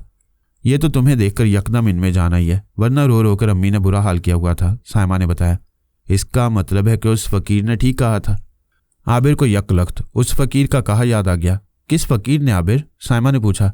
आप ही याद है जिस दिन मैं अस्पताल से बाहर आया था तो एक फ़कीर ने अब्बू से सदका मांगा था? आबिर ने याद दिलाया। हाँ, अच्छी तरह याद है। वो तुम्हें कहाँ मिल गया? फुटपाथ पर, आबिर ने बताया। उसने ये कहकर कि जा अपने घर जा, तेरी माँ शदीद बीमार है, मेरा रुख मोड़ दिया, वरना इस वक्त मैं जाने कहाँ भटक रहा होता। अल्लाह उस फ़कीर को खुश रखे जिसने मुझे मेरा बेटा लौटा दिया। नाज़नीन के दिल से दुआ निकली। बेटा, आइंदा तुम्हें वह फ़कीर कहीं दिखाई दे तो उसे घर ले आना। आबिर, तुम आखिर कहाँ गायब हो गए थे? तुमने हम पर बहुत जुल्म किया, साइमा ने कहा। आप भी जुल्म मुझ पर भी बहुत हुआ। घर छोड़कर मुझे भी चैन न मिला, आबिर बोला। लेकिन यह गड्ढा खुद मैंने खोदा था, किसी से क्या शिकवा करता। हुआ क्या? साइमा बेचैन थी उसकी आप बीती सुनने के लिए। साइमा, ये अभी घर आया है, नाज़नीन ने टोका। इसे ये तो पूछो कि खाना खाया है कि नहीं? नहीं अम्मी, मैंने खाना नहीं खाया, मैं बहुत भूखा हूँ। आबिर को यकदम अपने पेट का ख्याल आ गया। चल साइमा, आबिर को खाना गर्म करके दे दे। और ये तेरे अब्बू कहाँ हैं? नाज़नीन ने कहा। जी अम्मी, अबू लाउंज में है। साइमा ने बेडरूम के दरवाजे पर पहुंचकर लाउंज में नजर डाली। खाना खाने के बाद आबिर अपने कमरे में आ गया। उस कमरे में हर चीज़ वैसी ही रखी थी जैसी वो छोड़कर गया था, बस उसकी कमी थी तो वो लौट आया था। कमरे में साइमा के बच्चे सो रहे थे। आबिर ने सोते बच्चों को प्यार किया। इतने में साइमा उसके लिए चाय लेकर आ गई। बस फिर दोनों की रात आंखों में कटी। आबिर ने अपनी बड़ी बहन से कुछ नहीं छुपाया, वो छुपा भी नहीं सकता था। उसका दिल तो पहले ही भरा हुआ था। वो खुद ऐसे हमदर्द सामे की तलाश में था जिसके सामने वो अपना दिल खोल कर रख दे। साइमा से अच्छी सामे उसे कहाँ मिल सकती थी। वो उससे 2 साल बड़ी ज़रूर थी, लेकिन आबिर उससे हर बात कह लिया करता। सारी राम कहानी सुनकर साइमा ने उन तल्ख हक़ाइक़ को भूल जाने की तलकीन की और सर्द आ भर कर बोली, आबिर इस बात को कभी मत भूलना कि वालिदैन औलाद के हक़ में हमेशा अच्छा सोचते हैं। अब्बू को वो लोग मशकूक दिखाई दिए थे। वक्त ने उनकी बात सच साबित कर दी। कैसे कैसे लोग इस दुनिया में पड़े हैं। हाँ अपी, अब्बू और अम्मी ने जो कहा सच कहा। मेरी आंखों पर पर्दा पड़ गया था। आबिर के लहजे में दुख के साथ शदीद पछतावा था। बस अब ख्वाबों के पीछे भागना छोड़ दो, अपनी ज़िंदगी संवारो, अपना कैरियर बनाओ, देखना तुम्हें 1000 मलकाएँ मिल जाएंगी। साइमा ने मुस्कुराते हुए कहा, नहीं आपी, अब मुझे मलका नहीं चाहिए। अल्लाह बचाए मलका जैसी लड़कियों से। आबिर पुरअज़म लहजे में बोला। अली निसार, नाजनीन और साइमा सब बहुत खुश थे कि आबिर की काया पलट गई थी। उसने अमली ज़िंदगी में कदम रख दिया था, ख्वाबों की दुनिया में रहना छोड़ दिया था। लेकिन वो ख्वाब आबिर को मुसलसल 3 रोज़ से नजर आ रहा था। वो अपने दादा निसार अयूब को अजब अंदाज से देख रहा था। परेशान होकर उसने इस ख्वाब का तज़किरा अपने बाप अली निसार से किया तो वो हैरतज़दा रह गए। उन्होंने आबिर से सवाल किया, लेकिन बेटा तुमने तो अपने दादा को नहीं देखा, फिर ख्वाब में तुमने कैसे पहचान लिया कि वो तुम्हारे दादा हैं? मैंने पहचाना नहीं, बस यह एहसास है कि दादा हैं, आबिर ने बताया। उनके साथ कोई है? अली निसार ने पूछा। कोई बुजुर्ग हैं उनके साथ, वो बोला। ये ख्वाब तुम कब से देख रहे हो? अब्बू, मुझे 3 दिन हो गए इस ख्वाब को देखते हुए। एक जैसा ख्वाब और ख्वाब देखने का वक्त भी तकरीबन एक है। सुबह 5 सवा 5 बजे ये ख्वाब नजर आते हैं। मेरी आंख खुलती है तो मुझे खौफ महसूस होता है। क्या देखते हो? अली निसार ने पूछा। अब्बू, मैं देखता हूँ कि जैसे दादा हैं उनके हाथों में कोई बच्चा है। पास खड़े बुजुर्ग दादा को मुखातिब करते हुए कहते हैं कि कब्र खोदनी है और इस शैतान को जिंदा दफन करना है। बस इसके बाद मेरी आंख खुल जाती है, आबिर ने खौफजदा अंदाज में बताया। आबिर 3 दिन से जो ख्वाब देख रहा था वो हकीकत पर मबनी था, लेकिन अली निसार को हैरत इस बात पर थी कि इस वाक़े से आबिर कतन नावाकिफ था और उनके वालिद निसार अयूब का इंतकाल आबिर की पैदाइश से पहले हो गया था। आबिर ने अपने दादा को बस तस्वीरों में ही देखा था और ये तस्वीरें देखे हुए भी उसे एक अरसा बीत गया था। इस वाक़े से नाज़नीन किसी हद तक वाकिफ़ थीं, लेकिन उन्हें भी ये मालूम न था कि उस बच्चे के साथ क्या मामला किया गया था। इस किस्से से अगर कोई पूरी तरह वाकिफ़ था तो वो अली निसार थे। ये किस्सा अली निसार की शादी से शुरू हुआ। अली निसार के लिए उनकी शादी जी का जंजाल बन गई। इस शादी में इश्क विश्क का कोई दखल न था। यह रिश्ता वालिदैन की मर्जी से हुआ था। नाज़नीन अली निसार के वालिद निसार अयूब को शुरू ही से पसंद थी। वो उनके एक करीबी दोस्त की बेटी थी। खूबसूरत होने के साथ सलीकामंद थी। अली निसार ने नाज़नीन को देख रखा था, उन्हें कोई एतराज़ ना था। नाज़नीन स्कूल में टीचर थी। अली निसार या घर के लोगों को उनकी मुलाजमत पर एतराज़ ना था, लिहाजा स्कूल में टीचिंग करती रहीं। शादी की रात जब अली निसार ने नाज़नीन के चेहरे से घूंघट उठाया तो उनके हुस्न में खो गई। उनके असरार पर नाज़नीन ने झुकी आंखें उठाईं और अली निसार के चेहरे पर नज़र की तो उनके होश उड़ गए। अली निसार बेशक पुरकशिश नौजवान थे, लेकिन इतने भी हसीन नहीं कि कोई उनके हुस्न की ताब ना लाकर बेहोश हो जाए। नाज़नीन अली निसार का चेहरा देखते ही बेहोश हो गई थी। अली निसार की समझ में उनकी बेहोशी की वजह ना आई। आखिर ऐसा उन्होंने क्या देखा था कि उनके हवास जाते रहे। खैर, घर वालों की मदद से वो उन्हें होश में लाए। फिर वहीं से सिलसिला शुरू किया जहां से टूटा था। इस बार आफियत रही। अली निसार को हर वो खुशी मिल गई जो उन्हें दरकार थी। सुबह नाश्ते के बाद जब उन्होंने नाज़नीन से बेहोशी की वजह दरियाफ्त की तो यकदम उनका रंग उड़ गया। उनके चेहरे का रंग उड़ते देखकर अली निसार ने इधर उधर की बातें शुरू कर दी। जब फिजा साजगार हो गई तो फिर उन्होंने बेहोशी की वजह पूछी और साथ ही कहा, हकीकत चाहे कितनी तकलीफ दे हो बिला झिझक बयान कर दो। आज की तकलीफ कल की राहत बनेगी। मैं खुद भी बताना चाहती हूँ, लेकिन डरती हूँ कि कहीं आप नाराज़ ना हो जाएं। नाज़नीन ने झिझकते हुए कहा। नहीं, मैं नाराज़ नहीं होऊंगा, चाहे हकीकत कितनी ही तल्ख क्यों ना हो, अली निसार ने पुरयकीन अंदाज में कहा। ठीक है, मैं बताती हूँ। नाज़नीन ने यह कहते हुए फ़ौरन अली निसार के चेहरे से नज़रें हटा लीं और धीरे से बोली, मैंने जब आपका चेहरा देखा तो। अली निसार ने महसूस किया कि वो बोलना चाह रही हैं लेकिन बोल नहीं पा रही। उन्होंने नाज़नीन का हाथ थाम लिया और बोले, अच्छा, जब तुमने मेरा चेहरा देखा तो फिर क्या हुआ? क्या मेरे सर पर सींग निकल आए थे? नहीं, मैंने आपके पीछे एक और चेहरा देखा, इंतहाई डरावना। वो चेहरा किसी बिन मानस से मिलता था। उसे देखकर मैं अपने होश गंवा बैठी। नाज़नीन इतना बताकर थर थर काँपने लगी। अभी तो नाज़नीन ने होश गंवाए थे। एक रात अली निसार के हवास काबू में न रहे। एक रात सोते हुए अचानक अली निसार की आंख खुल गई। कमरे में ब्लू नाइट बल्ब रोशन था। उन्होंने दाएं जानिब लेटी नाजनीन पर नज़र की। वो बड़े पुरसुकून अंदाज में महवे ख्वाब थीं। अली निसार दीवारगीर घड़ी पर नज़र डालते हुए उठ बैठे। घड़ी में 1:30 बजा था। उन्होंने वॉशरूम का रुख किया। 5 मिनट के बाद जब वो वॉशरूम से बाहर आए तो उनकी नज़र नाजनीन पर पड़ी जो कमरे में टहल रही थी। उन्हें बड़ी हैरत हुई क्योंकि नाजनीन जिस पुरसुकून अंदाज में गहरी नींद सो रही थी, उनकी नींद टूटने का इम्कान ना था। शायद वॉशरूम की ज़रूरत ने उन्हें उठाया और वॉशरूम खाली ना पाकर वो इंतज़ार में टहलने लगी। ये कोई परेशान कुन बात ना थी। होश उनके उस वक्त उड़े जब उन्होंने नाजनीन को उसी तरह महवे इस्तराहत पाया जैसा वो उन्हें छोड़कर गए थे। अब सूरत हाल ये थी कि एक नाजनीन टहल रही थी और एक नाजनीन सो रही थी। कमरे में 2 नाजनीन थी और ये बात उनके असाब चिटखाने के लिए काफ़ी थी। वह फ़ौरन ही दरवाज़ा खोलकर कमरे से निकल गए। घर के सब अफराद सो रहे थे। उन्होंने किसी को डिस्टर्ब करना मुनासिब ना समझा। फ्रिज से ठंडी बोतल निकालकर अली निसार ने 2 गिलास पानी पिया। हवास बहाल हुए तो सोचा ये क्या हुआ, भला ऐसे कैसे हो सकता है कि एक नाजनीन की 2 नाजनीन बन जाएं। ज़रूर ये उनकी नज़रों का फितूर होगा। ये फैसला करके चलो फिर चलकर देखते हैं, वो अपने कमरे की तरफ बढ़े। इतने में नाजनीन दरवाज़ा खोलकर बाहर आईं और उन्हें लाउंज में देखकर बोली, क्या हुआ? 1 मिनट, अली निसार ने कहा और कमरे में दाखिल हो गए। बेड खाली था। वो फ़ौरन वापस आ गए और बोले, नाजनीन, लगता है मेरी आंखें ख़राब हो गई हैं। क्यों, क्या हुआ? नाजनीन ने हैरत से पूछा। मुझे एक के 2 नज़र आने लगे हैं, अली निसार ने बताया। इस वक्त मैं आपको कितनी नज़र आ रही हूँ? नाजनीन ने हंसकर कहा। फ़िलहाल तो एक ही नज़र आ रही हो, लेकिन कुछ देर कबल अल्लाह के वास्ते मेरे बारे में कोई खौफजदा करने वाली बात मत कीजिएगा, नाजनीन ने अली निसार की बात काट कर कहा। अली निसार ना चाहते हुए भी जाने क्यों खामोश हो गए। फिर उन्होंने इस बात को फ़रेब नज़र समझकर दिमाग से निकालना चाहा, लेकिन ये बात फ़रेब नज़र न थी, हकीकत पर मबनी थी। एक रात फिर उन्होंने नाजनीन को उसी तरह टहलते और उसी तरह लेटे देखा। तब उन्होंने सूरत हाल का जिक्र नाजनीन से किया, न अपनी माँ को बताया। उन्होंने इस मसले पर बराह रास्त अपने वालिद निसार अयूब से बात की। उनके वालिद के ज़हन में पहली रात को अली निसार को देखकर बेहोश हो जाने वाला वाक़या महफूज था। निसार अयूब ने अपने बेटे अली निसार से 2-4 सवालात किए और फिर बस इतना कहा, परेशान होने की ज़रूरत नहीं। अली निसार अपने बाप से बात करके मुतमईन हो गए, लेकिन परेशानियों का सिलसिला थमा नहीं। एक दिन स्कूल में नाजनीन क्लास लेकर निकली और नीचे स्कूल के दफ्तर में जाने के लिए सीढ़ियाँ उतरने लगी तो उन्हें ऐसा एहसास हुआ जैसे किसी ने पीछे से धक्का दे दिया हो, जबकि पीछे कोई ना था। वो 2-4 सीढ़ियाँ नीचे गिरी। उनके घुटने में चोट आई। शाम को नाजनीन ने अली निसार को घुटने की चोट दिखाई और किसी के धक्का देने की बात बताई। घुटने की चोट तो 2-4 दिन में ठीक हो गई, लेकिन घुटने का दर्द ना गया। दर्द बढ़ता गया, जूं-जूं दवा की। ये वाक़या दोबारा इसी तरह पेश आया। सीढ़ियाँ उतरते हुए नाजनीन को किसी ने धक्का दिया। वो 2-4 सीढ़ियाँ नीचे गिरी। इस बार दूसरे घुटने में चोट आई। चोट 2-4 दिन में ठीक हो गई, लेकिन घुटने का दर्द ना गया। घुटनों की ये तकलीफ इस कदर बड़ी कि उठना बैठना 2 बार हो गया। नौमरी में गोया पीराना साली ने आ घेरा। जब उठना बैठना मुहाल हुआ तो नाजनीन ने स्कूल से छुट्टी ले ली। अली निसार ने अपने वालिद निसार अयूब को धक्का दिए जाने वाले वाक़यात गोश गुजार कर दिए थे। जवाब में निसार अयूब ने दोनों बार बस यही कहा, परेशान होने की ज़रूरत नहीं। अब्बा जान, आखिर कब तक परेशान नहीं होऊंगा? नाजनीन स्कूल जाने के काबिल नहीं रही है। अली निसार ने परेशान होकर कहा। तो अच्छा है, हमें बहू की नौकरी की कौन सी ज़रूरत है? निसार अयूब ने आराम से जवाब दिया। अब्बा जान चलें, नौकरी को छोड़ें, उसके लिए उठना बैठना दुश्वार है। अली निसार ने दूसरी दलील दी। अच्छा चलो, मैं किसी और अच्छे डॉक्टर का पता करता हूँ। निसार अयूब ने दूसरा रास्ता इख्तियार किया। अब्बा जान, कई अच्छे डॉक्टरों को दिखाया जा चुका है, सारे टेस्ट हो चुके हैं। हर डॉक्टर ये कहता है कि उनके घुटनों में कोई मर्ज नहीं। अली निसार ने वो बात बताई जिसे निसार अयूब अच्छी तरह जानते थे। किसी बड़े अस्पताल में ना दिखा लें?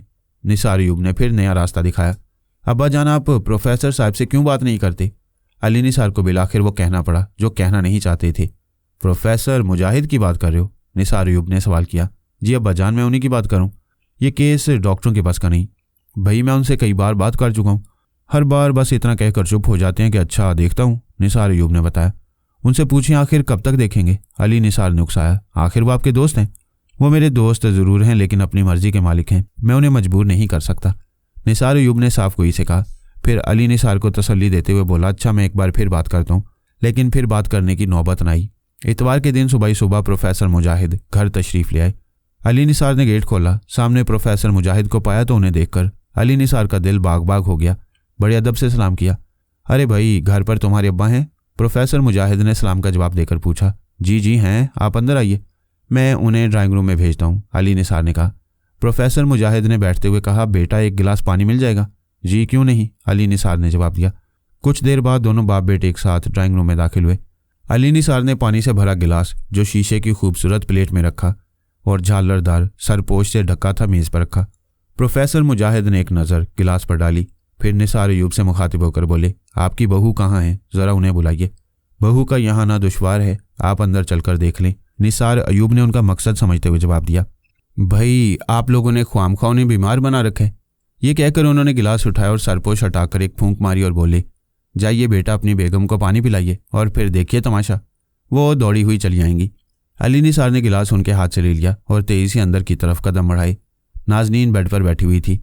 उन्होंने गिलास का सरपोश उठाकर कहा, नाजनीन, यह पानी पी लें। नाजनीन ने अजीब अंदाज से गिलास की तरफ देखा और मशकूक लबो लहजे में बोली, कैसा पानी है ये पड़ा हुआ पानी है, प्रोफेसर मुजाहिद ने दिया है।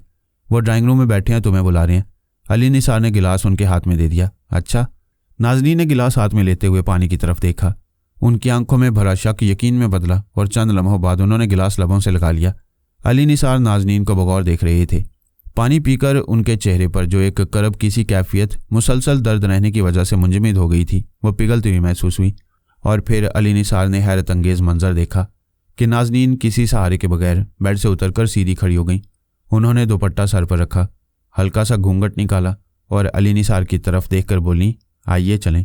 फिर वैसे ही हुआ जैसा प्रोफेसर मुजाहिद ने कहा था। वो बड़े इत्मीनान से चलती हुई ड्राइंग रूम में दाखिल हुई। नाजनीन को बगैर सहारे के यूं आता देखा तो निसार यूं बोलते बोलते रुक गए और हैरत ज़दा नज़रों से अपनी बहू को देखने लगे। बैठिए बेटा। प्रोफेसर मुजाहिद ने सामने वाले सोफे की तरफ इशारा किया। नाजनीन बड़े अदब से मुस्कुराकर सिमट कर बैठ गई और सर कदरे झुका लिया। प्रोफेसर मुजाहिद ने चंद लम्हों के लिए अपनी आंखें बंद की, फिर यकलख्त आंखें खोलकर नाजनीन के चेहरे की तरफ देखा।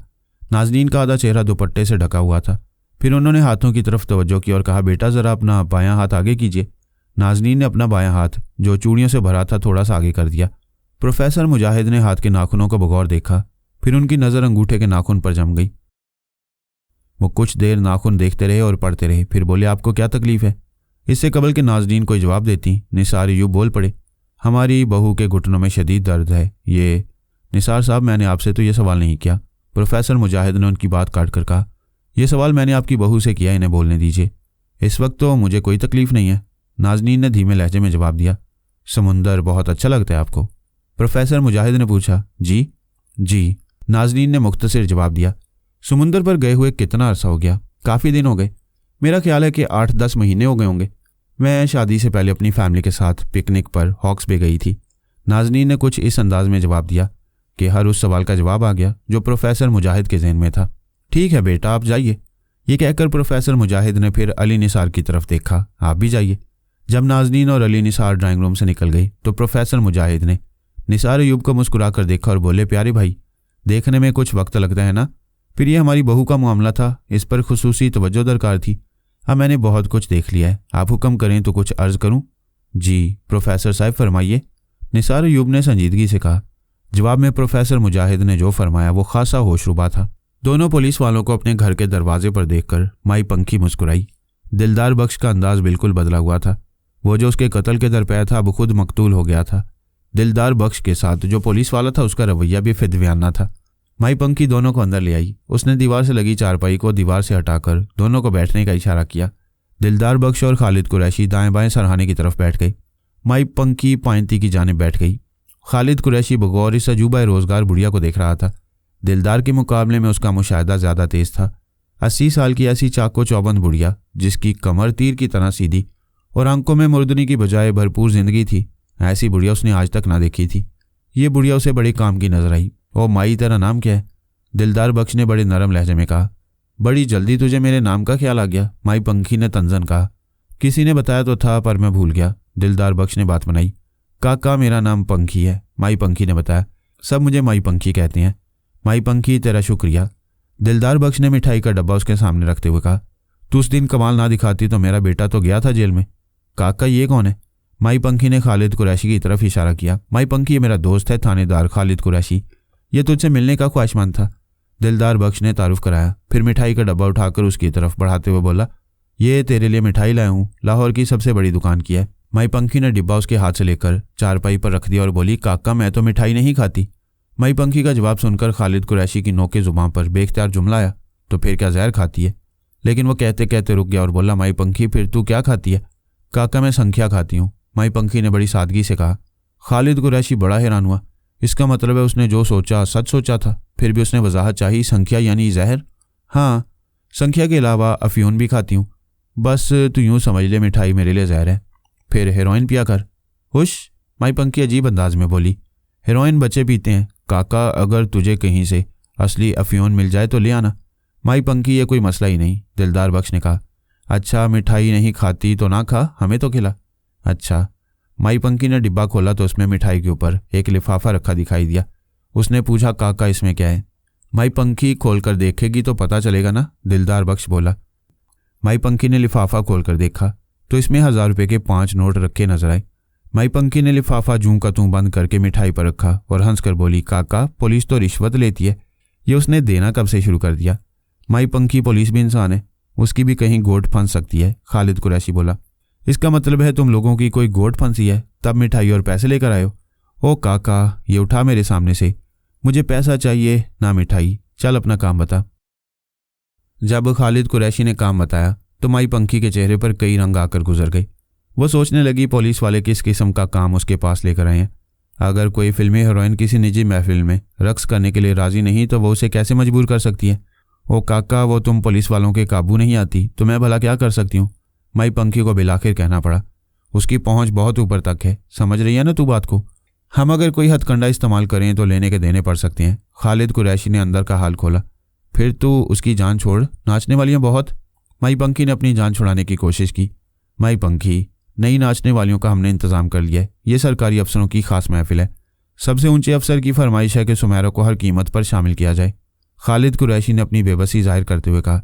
माई पंखी, तू कुछ ऐसा काम दिखा दे कि वो जाने पर मजबूर हो जाए, उससे अच्छे पैसे दो, चली जाएगी। माई पंखी अपने पैरों पर पानी नहीं पड़ने देना चाहती थी। मैंने उसे खुद मुंह मांगे पैसों की पेशकश की है, पर वो पैसों की बात ही नहीं करती। वो कहती है कि मुझे 1 करोड़ रुपए दोगे तब भी नहीं जाऊंगी, मैं निजी महफिलों में परफॉर्म नहीं करती। माई पंखी बड़ी नखरील है वो, खालिद कुरैशी ने बताया। अब तू क्या चाहता है कि मैं उसके नखरे तोड़ दूं? उसने अपनी चमकीली आंखों से खालिद कुरैशी को देखा। हाँ माई पंखी, ये हुई ना बात, कुछ ऐसा कर दे कि वो इनकार न कर सके। अच्छा चल, तू भी क्या याद करेगा? माई पंखी अपनी जून में आ गई। ला एक कागज़ दे मुझे, सादा, कुछ लिखा ना उस पर। खालिद कुरैशी ने अपनी जेबें कंघाल डाली। जेबों में कागज़ तो थे लेकिन सादा न थे। तब दिलदार बख्श ने अपनी कमीज की जेब से छोटी डायरी निकाली और बोला, माई इतने बड़े कागज़ से काम चल जाएगा? माई पंखी ने खुली हुई डायरी पर एक नज़र डाली और कहा, हाँ काका। दिलदार बख्श ने डायरी का सादा वर्क फाड़कर माई पंखी की तरफ पढ़ाया। माई पंखी कागज़ हाथ में थामकर चारपाई से उठी और बगैर कुछ कहे अंदर कमरे में चली गई। कुछ देर के बाद जब वो वापस आई तो कागज़ की 4 तय कर उस पर काला धागा लपेटा हुआ था। उसने धागे में लिपटा हुआ कागज़ खालिद कुरैशी की तरफ बढ़ाया और तंबीही अंदाज में बोली, ले काका, ये प्रेम पत्तर उसको दे देना। क्या नाम है उसका? सुमेरा। खालिद कुरैशी जल्दी से बोला। हाँ सुमेरा। माई पंखी को याद आया। बेशक वो मुझे नहीं जानती, लेकिन उसे कहना यही कि माई पंखी ने भेजा है। इसे खोलकर अच्छी तरह देख ले, और हाँ मेरी एक बात तू गौर से सुन ले। अगर तूने इसे खोलकर देखने की कोशिश की तो फिर तुझे नाकाबिले तलाफी नुकसान पहुंच सकता है। मेरे पास लौट कर मत आना। नहीं, मैं ऐसी गलती हरगिज़ नहीं करूँगा। पर माई वो जाने पर राज़ी हो जाएगी। खालिद कुरैशी ने तस्दीक चाही। ये तो उसी वक्त पता चलेगा जब तू ये प्रेम पत्तर उसे देगा। माई पंखी ने इकरार ना किया। ठीक है माई, अब हम चलते हैं, तेरा बहुत शुक्रिया। खालिद कुरैशी उठा तो उसके साथ दिलदार बख्श भी खड़ा हो गया। उन्होंने मिठाई का डब्बा ना उठाया। जब वो जाने लगे तो माई पंखी ने पीछे से आवाज़ लगाकर कहा, काका ये मुसीबत उठाओ यहाँ से, मेरी तरफ से अपने बच्चों को खिला देना और ये पैसे पी पिलाकर ख़त्म कर देना। अच्छा माई पंखी, जैसी तेरी मर्जी, हम तुझे नाराज़ नहीं करना चाहते। खालिद कुरैशी खुशामदाना लहजे में बोला। मैं बहुत जल्द तेरे लिए आला किस्म की अफ़ीम लेकर आऊँगा। हाँ काका, ये ठीक है। माई पंखी की आंखों की चमक बढ़ गई। जब वो दोनों गाड़ी में बैठने लगे तो दिलदार बख्श बोला, ओ यार ये माई ने क्या तावीज़ से पकड़ा दिया। तेरा क्या ख्याल है कि सुमेरा से खोल कर देख लेगी? ये बात खुद मेरी समझ में नहीं आ रही, कहीं मैं मजाक ना बन जाऊँ। खालिद कुरैशी बेयकीनी से बोला, इस प्रेम पत्र को खोल कर ना देख लें? दिलदार बख्श के अंदर का तजस्सुस जागा। ओए नहीं, वो सख्त वार्निंग दे चुकी है, कहीं हम मुसीबत में ना फंस जाएं। खालिद कुरैशी ने समझदारी का सबूत दिया। चल फिर माई का प्रेम पत्र सुमेरा तक पहुंचा। दिलदार बख्श बोला, देखते हैं क्या होता है। जब वो दोनों सुमेरा की कोठी पर पहुंचे जो लाहौर के एक पोश इलाके में वाक़ई थी, तो वहाँ हैरत अंगेज़ तौर पर कुछ ऐसा हुआ कि दोनों पुलिस अफसर अंगश्ते बदनदार रह गए। वो गाड़ी से उतरकर गेट पर आए तो वहाँ मौजूद गार्ड ने खालिद कुरैशी को सलाम किया और बेल का बटन दबाकर अंदर से एक घर के मुलाजिम को बुलाया। ये अच्छी बात थी कि सुमेरा घर पर मौजूद थी। वो कुछ देर के बाद शूटिंग पर जाने वाली थी। ज़ाती मुलाजिम ने दोनों पुलिस वालों को छोटे ड्राइंग रूम में बिठाया और कहा, मैं मैडम को जाकर बताता हूँ। जबकि उसने सुमेरा की इजाज़त से ही ड्राइंग रूम खोला था। 15 मिनट के इंतज़ार के बाद सुमेरा इंतहाई संजीदा अंदाज में ड्राइंग रूम में दाखिल हुई। उसे खालिद कुरैशी की आमद की गर्ज़ो गायत का अंदाज़ा हो गया था, इसलिए उसने पहले ही से एक लाताल्लुकी का अंदाज इख्तियार कर लिया था। खालिद कुरैशी और दिलदार बख्श उसे देखते ही खड़े हो गए। सुमेरा ने दिलदार बख्श पर एक उचटती सी नज़र डाली, लेकिन उसके बारे में कोई सवाल नहीं किया। बेनियाज लहजे में बस इतना कहा, बैठें, ये मेरे दोस्त हैं दिलदार बख्श, मेरे हम मनसब, आपके बड़े परिस्तार हैं, मेरे साथ आपको देखने चले आए। खालिद कुरैशी ने बिसात खोली। अच्छा। सुमेरा ने एक नज़र दिलदार बख्श को देखा और बस, मैं आपके लिए एक ख़ास चीज़ लाया था। खालिद कुरैशी जल्दी से बटुआ निकालकर माई पंखी का दिया हुआ प्रेम पत्र निकालने लगा। साथ वो बोलता भी जा रहा था, एक बुज़ुर्ग खातून है, नाम उनका माई पंखी है, बड़ी अल्लाह वाली हैं, उन्होंने एक ख़ास चीज़ आपको भिजवाई है, पता नहीं क्या है, आप खुद खोल कर देख लें। उसने नोटों के दरमियान से धागे में लिपटा कागज़ उसकी तरफ बढ़ाते हुए कहा, ये लें। एक पहुंची हुई बुजुर्ग का नाम सुनकर सुमेरा ने बड़ी दिलचस्पी से इस कागज़ को उलट पलट कर देखा। आप इसे हमारे सामने खोलकर देखना ना चाहें तो अंदर चली जाएं, खालिद कुरैशी ने मशवरा दिया। नहीं, मैं इसे आपके सामने ही खोल कर देखूंगी, इसमें कहीं धमाका खेज मवाद तो नहीं भरा? सुमेरा ने मुस्कुराकर कहा, हमें इसे खोलकर देखने की इजाज़त नहीं, वरना मैं आपको खोलकर दे देता। खालिद कुरैशी बोला। अरे नहीं, मैं ऐसे ही कह रही थी, सुमेरा ने हंसकर कहा, मैं यहीं बैठकर खोलती हूँ। वैसे अजीब तावीज़ है जिसे गले में डालने की बजाय खोलकर देखने को कहा गया है। सुमेरा ने बहुत तेज़ी से कागज़ पर लिपटा हुआ काला धागा खोलकर सोफे के हत्थे पर रखा और ज़रा संभल कर बैठी। फिर पुरशौक निगाहों से वो छोटा सा लाइनों वाला कागज़ खोला। दोनों पुलिस वाले बगौर उसका चेहरा देख रहे थे। कागज़ खोलते ही सुमेरा के चेहरे की रंगत उड़ गई। खालिद कुरैशी और दिलदार बख्श अंदाज़ा ना कर पाए कि आखिर सुमेरा को इस छोटे से कागज़ में क्या नजर आया जिसे माई पंखी ने प्रेम पत्र करार दिया था। कागज़ पर ऐसा जाने क्या था कि सुमेरा यकदम परेशान हो गई थी। उसने उलझे हुए लहजे में पूछा, ये माई पंखी कौन है? हम आपको मिलवा देंगे, पहले ज़रा इस्लामाबाद से हुए। खालिद कुरैशी ने तुरप का पत्ता फेंका। अच्छा हाँ, कब है आपका प्रोग्राम? सुमेरा यकदम राह रास्त पर आ गई। 2 दिन बाद हफ्ते की रात को, इतवार की शाम तक वापसी हो जाएगी। मैडम आप चल रही हैं ना? खालिद कुरैशी ने पूछा। सुमेरा ने एक नज़र कागज़ पर डाली। अब वहाँ कुछ न था, महज सादा कागज़ था। उसने कागज़ को मुट्ठी में भींचकर उस पर थोड़ा सा धागा लपेटकर मेज़ पर डाल दिया और बहुत ठहरे लहजे में बोली, हाँ मैं चल रही हूँ। बहुत शुक्रिया मैडम आपका। आप हफ्ते की शाम को तैयार हैं ना? मैं गाड़ी लेकर आ जाऊँगा, आप इजाज़त।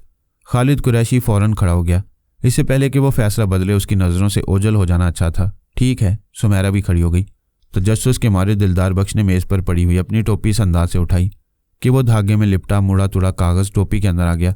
उसने पूरे इत्मीनान से टोपी सर पर रखी और ड्राइंग रूम से बाहर निकल आया। वो अपने इस कारनामे पर बहुत खुश था। खालिद कुरैशी सुमेरा से कुछ बात करने लगा।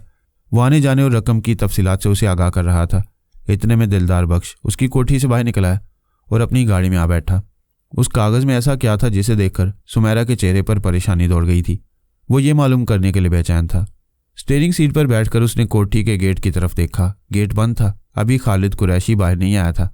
उसने टोपी उतारकर कागज़ हाथ में लिया और टोपी सर पर जमा ली। फिर कागज़ से काला धागा हटाया, उसे खिड़की से बाहर फेंका और बड़ी एहतियात से कागज़ को सीधा करने लगा। जब उसने कागज़ खोलकर उस पर नज़रें जमाई तो वह मंजर उसका दिल दहलाने के लिए काफ़ी था। ओए, तुम ये प्रेम पत्र वहाँ से उठा लाए? यार बड़ी सफाई से काम दिखाया। क्या है इस कागज़ में? माई पंखी ने तो कमाल कर दिया, इससे 100 नखरे वाली के सारे नखरे तोड़ दिए। अचानक खालिद कुरैशी को एहसास हुआ कि दिलदार बख्श उसकी आवाज़ नहीं सुन रहे। वो गुमसुम बैठा था, उसके चेहरे पर हवाइयाँ उड़ रही थीं। उसे ये मालूम ही नहीं था कि खालिद कुरैशी कब गाड़ी के पास आ खड़ा हुआ और गुफ्तगू शुरू कर दी। ओए यार, तुझे क्या हुआ? खालिद कुरैशी ने उसका कंधा हिलाया और गाड़ी में उसके बराबर आ बैठा। ला, दिखा कागज़। दिलदार बख्श ने कागज़ किसी रिपोर्ट की तरह उसकी तरफ बढ़ा दिया। देखते वक्त उसने ये ज़रूर देख लिया था कि वो कागज़ यकदम कोरा था। खालिद कुरैशी ने कागज़ अपने दोनों हाथों में पकड़कर बड़े एहतमाम से उस पर नज़र डाली। वह मंजर दोबारा नमूदार हुआ और खालिद कुरैशी का भी दिल दहला गया। अब उसे पता चला कि दिलदार बख्श क्यों सख्ते के आलम में बैठा था। कागज़ पर जो मंजर नमूदार हुआ था वो उन दोनों से मुतल्लिक था। इस मंजर से सुमेरा का दूर का भी वास्ता ना था, तो फिर वह इस्लामाबाद जाने पर किस तरह राज़ी हो गई थी? खालिद कुरैशी को अच्छी तरह याद था कि कागज़ खोलते ही सुमेरा का चेहरा फक हो गया था। आखिर उसने कागज़ पर क्या देखा था? ज़रूर उसने कोई ऐसी चीज़ देखी थी जिसके दबाव में आकर वो उस रक्स और सरूर की महफिल में जाने के लिए तैयार हो गई थी। उसे इस बात से दिलचस्पी नहीं थी कि वो क्या देखकर इस्लामाबाद जाने पर मजबूर हो गई थी। उसे इस बात की खुशी थी कि माई पंखी ने नामुमकिन को मुमकिन कर दिखाया था। और अब खालिद कुरैशी को पक्की उम्मीद थी कि उसके इस कारनामे पर तरक्की तो मिलेगी, शायद कोई प्लॉट भी हाथ आ जाए। खालिद कुरैशी वक्त मुकर्रा पर इस्लामाबाद के नवाह में उस शानदार फार्म हाउस पर सुमेरा को लेकर पहुंच गया, जहां ये इंतहाई खुफिया महफिल सजाई गई थी। रक्स की इस महफिल में एक वजीर आला, चंद आला सरकारी अफसरान और पुलिस के मुंतखब अफसरान मदऊ थे। फार्म हाउस के सब्ज़ाजार पर एक लंबा स्टेज बनाया गया था। यह स्टेज 4 फुट ऊंचा था। स्टेज के शुरू में सीढ़ियां थीं ताकि रकासा उन सीढ़ियों के जरिए स्टेज पर पहुंच सके। इस स्टेज के चारों तरफ आरामदेह सोफे रखे हुए थे। इन सोफों के सामने शीशे की नफीस मेज़ें थीं जिन पर नाव-नोश का सामान सजाया गया था और स्टेज तेज़ रोशनी में नहाया हुआ था। ये खास लोगों की महफिल थी। ब्यूरोक्रेट्स और पुलिस अफसरान की 2 कैटेगरियां बनाई गई थीं। आला कैटेगरी के लोगों के लिए रात 12 बजे के बाद प्रोग्राम रखा गया था, जबकि अदना कैटेगरी वालों को डिनर के बाद चले जाना था। 12 बजे के बाद सिर्फ 4 अदाकाराओं को अपने फ़न का मुजाहरा करना था।